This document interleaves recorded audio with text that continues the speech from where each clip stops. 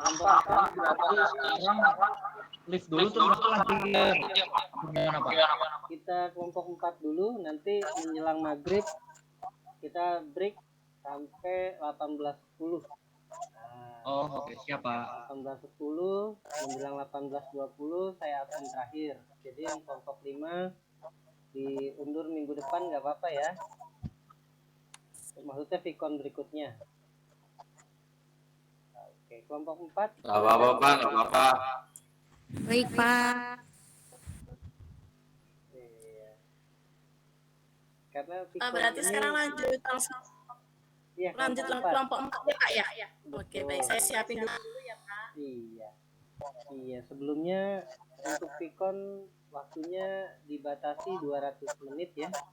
Tapi karena kita jam terakhir terbentur dengan sholat maghrib nanti ya. Jadi saya juga sholat dulu dari jam 17.50 sampai 18:10 ya. Saya mau sholat, saya mau break nanti 17.50 ya. Mudah-mudahan 20 menit selesai ya. Kelompok 4 ya. Iya, Pak. Silakan Aisyah. Sudah Pak. Tadi ya. Sudah. Kelihatan ya? Sudah kelihatan belum? Udah. Oke ya. Assalamualaikum warahmatullahi wabarakatuh.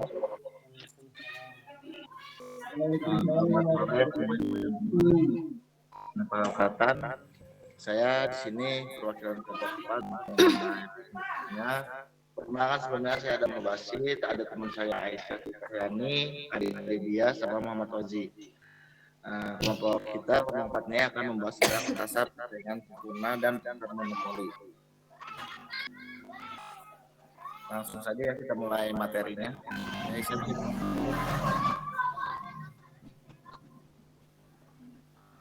Aisyah bisa dilanjut Aisyah.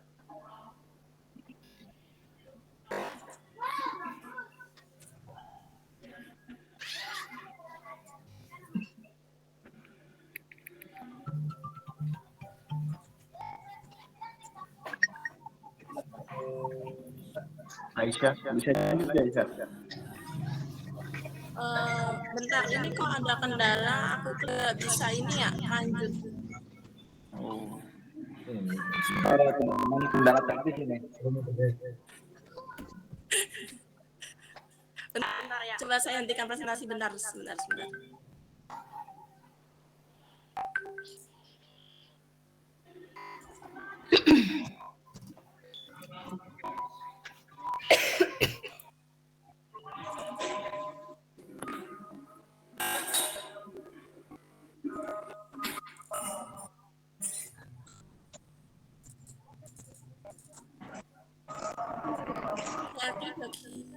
Kan oke.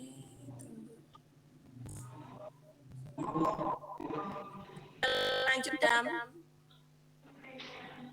Sudah Aisyah. Udah bisa. Lanjut ya.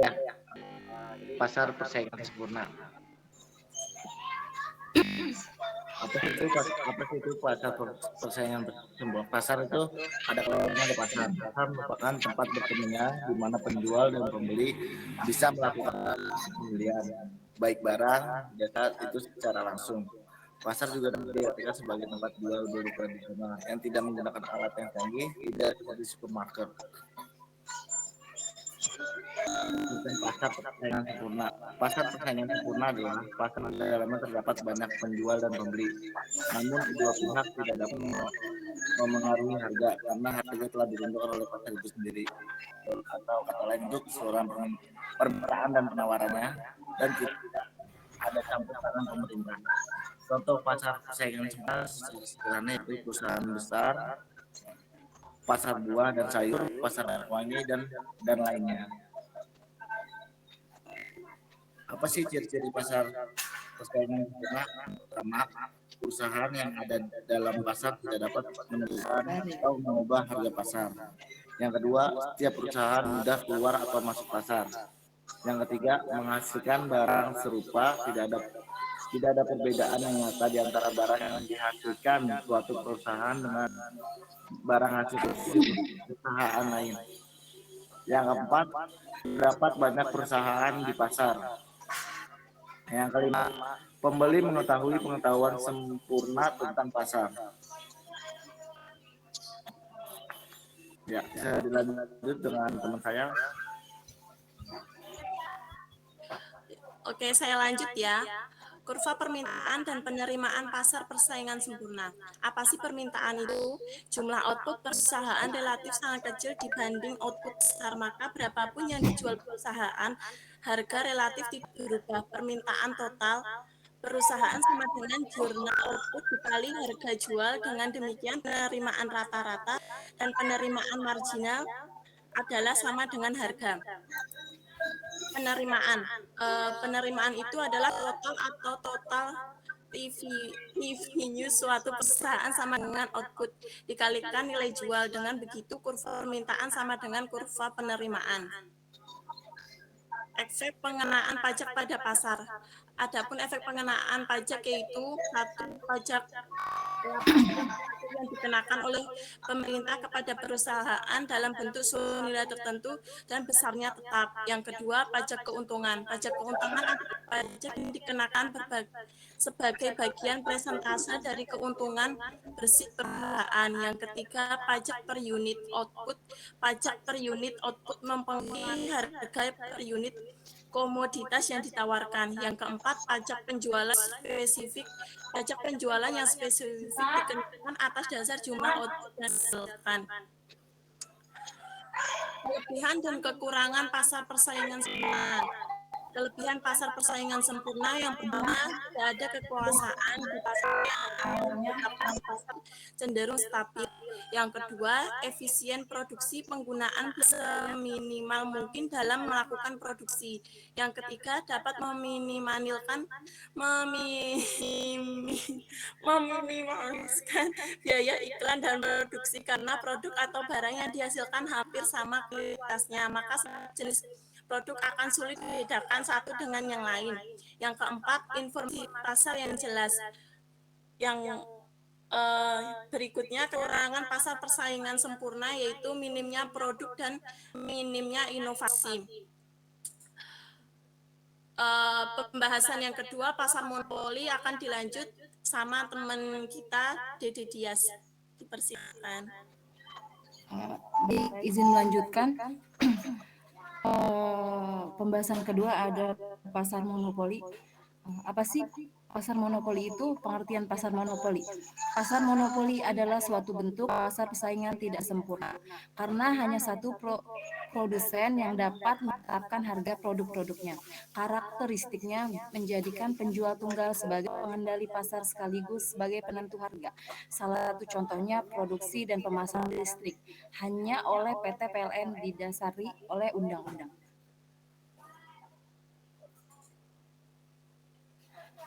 Fakta adanya pasar monopoli. 1. Pemerintah memberikan hak monopoli kepada perusahaan tertentu berdasarkan undang-undang. 2. Perusahaan monopoli memiliki daya tertentu yang untuk dan tidak perusahaan lain memiliki. 3. Perusahaan monopoli bisa menikmati skala ekonomis dalam kegiatan yang dilakukannya. Lanjut, Aisyah. Dampak positif dan negatif pada pasar monopoli. Dampak positif: 1. Menghindari adanya produk tiruan. 2. Stabilitas perusahaan terjaga. 3. Menurunkan biaya produksi. 4. Memicu peningkatan kinerja departemen penelitian dan pengembangan. 5. Mendorong pemanfaatan teknologi baru. Nah, ada dampak negatifnya. 1. Berpotensi menurunkan kualitas produk. 2. Pembeli tidak dapat membuat banyak dalam proses jual beli. 3. Kesengajaan dalam pembagian pendapatan usaha. 4. Mengurangi kesejahteraan masyarakat di mana pembeli diharuskan membayar harga yang mungkin mulai relatif tinggi. Oke, baik, selanjutnya bisa diteruskan oleh Oji. Ya, baik, di sini saya akan meneruskan kelebihan dan kekurangan pasar monopoli. Kelebihan pasar monopoli: 1. Hanya memiliki satu produsen dalam menjual barangnya. Dua, penjualan bebas menentukan harga produknya. Terus 3, adanya kreativitas dan inovasi pada suatu pasar yang dikuasai oleh satu produsen atau beberapa penjual dari beberapa produk tersebut. Keempat, pemberian hak cipta atau hak paten atas ekuitas merek produk, branding equity yang akan dijual. Terus kelima, promosi yang dikeluarkan tidak banyak karena produsen tidak memiliki persaingan.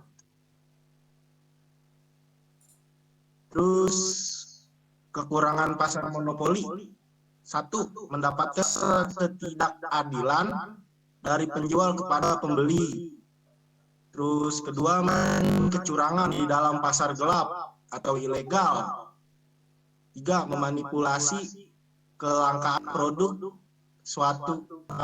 suatu ketika barang dijual sangat dibutuhkan oleh masyarakat. Terus 4, memanfaatkan karyawan dan konsumen secara berlebihan karena perusahaan ingin memonopoli pasarnya untuk meraih keuntungan yang lebih besar. Dan 5, produsen tidak bekerja secara maksimal karena perusahaan tidak takut kehilangan pelanggannya, maka perusahaan menjual produk atau jasa seadanya. Jadi kesimpulannya, pasar persaingan sempurna dapat didefinisikan sebagai suatu struktur pasar atau industri di mana tempat banyak penjual dan pembeli, dan setiap penjual maupun pembeli tidak dapat mempengaruhi pasar. Pasar monopoli adalah suatu bentuk pasar di mana hanya terdapat penjual sebagai monopoli dan banyak pembeli di mana penjual yang menguasai pasar dengan menawarkan barang yang dimiliki. Oke, terima kasih teman-teman kelompok. Jadi untuk teman-teman semuanya, jadi itu pembahasan yang kita presentasikan tentang pasar persaingan sempurna dan pasar monopoli. Jadi dari kelompok kita mungkin akan ngasih pertanyaannya. Bisa dimulai dari angkat tangan dulu, terus saya tunjuk siapa yang mulai duluan. Halo. Ada izin dong. Ya, bentar ya, satu-satu ya nih, dari Harun dulu ya. Jadi gini, sebentar teman-teman. Jadi sistemnya kalau nanti pertanyaan yang sekiranya bisa langsung jawab, tim saya akan langsung jawab. Tapi sekiranya belum bisa dijawab, nanti kita keep dengan pertanyaan selanjutnya. Tapi yang tetap dijawab ya. Oke, mau nanya nih, apa fungsi dari pasar?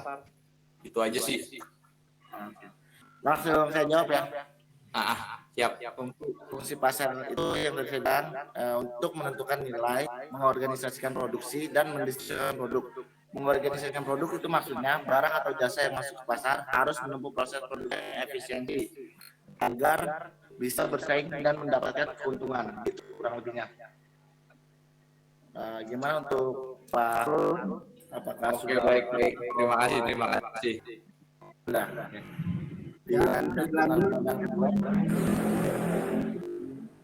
Ingin bertanya. Siapa? Namanya? Zara. Bagaimana cara memaksimalkan keuntungan dalam pasar persaingan sempurna? Bagaimana cara memaksimalkan Ya, keuntungan dalam pasar persaingan sempurna.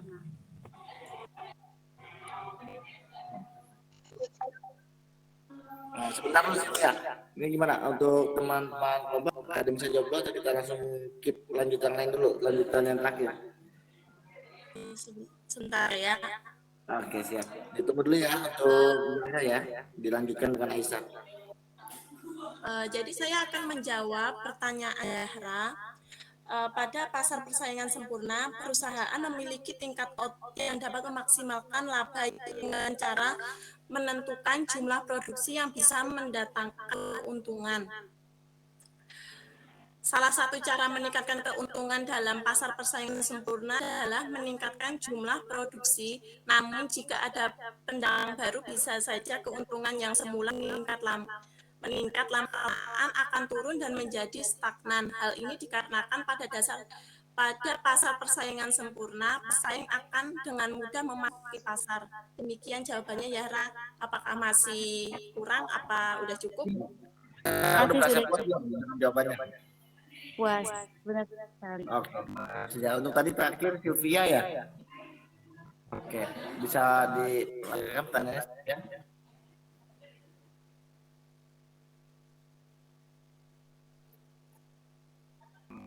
Perusahaan baru sangat sulit masuk di pasar monopoli. Oke. Sebentar ya Sylvia ya.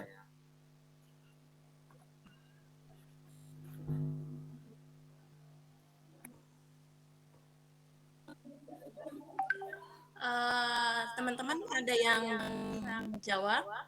Adam, Ozi, atau Dede?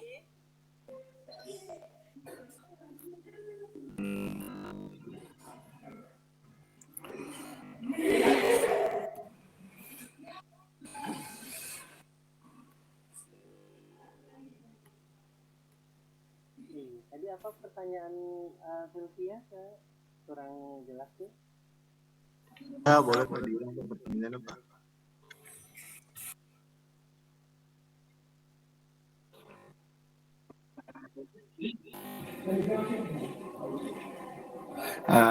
Gini ya, boleh saya jawab ya? Ini saya ulang lagi pertanyaannya, takut saya salah. Perusahaan baru itu sangat sulit ya untuk masuk ke dunia atau pasar monopoli. Karena karena umumnya perusahaan monopoli itu menekankan harga serendah mungkin sehingga perusahaan baru sulit untuk menyesuaikan.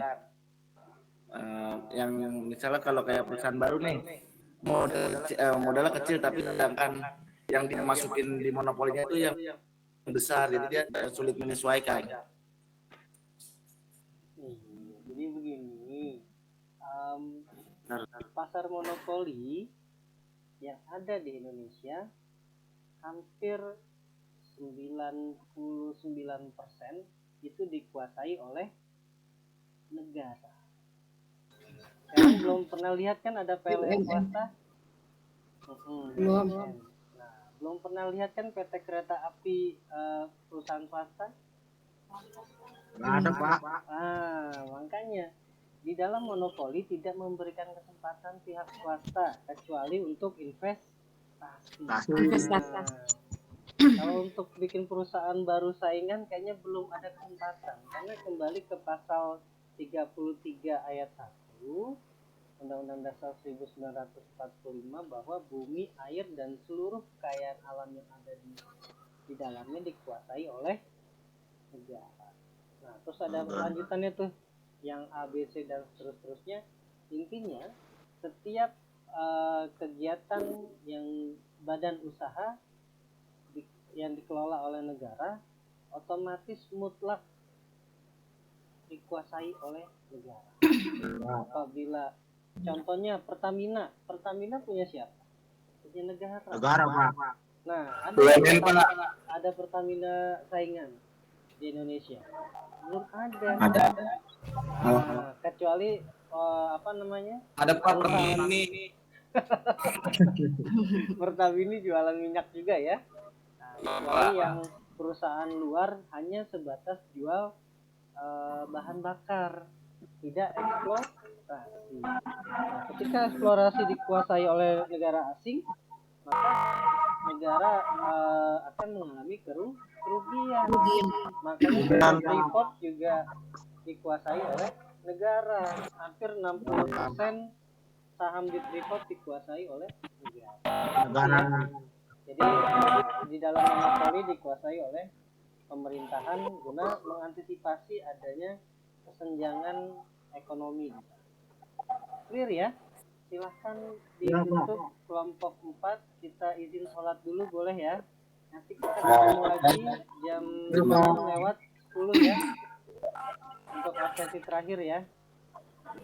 Ya siap, terima kasih teman-teman yang sudah bertanya dan Pak Fatan sudah menambahkan jawaban itu teman-teman kita. Semoga ilmu ini berguna ya. Assalamualaikum warahmatullahi wabarakatuh. Ya, saya izin Waalaikumsalam warahmatullahi wabarakatuh. izin salat dulu, nanti kita ketemu di 18:10, setelah itu akan terakhir dan bisa diakhiri ya. Terima kasih teman-teman, izin salat ya. Bapak mohon izin, boleh live dulu nggak? Boleh, nanti 18:10 kita ketemu lagi ya. Pak, Di pantauan aja. Nanyain Kak. Ya, nanti 18:10 kita ketemu lagi ya. Inka izin live dulu Pak ya. Iya, Makasih Pak. Assalamualaikum. saya izin salat dulu ya.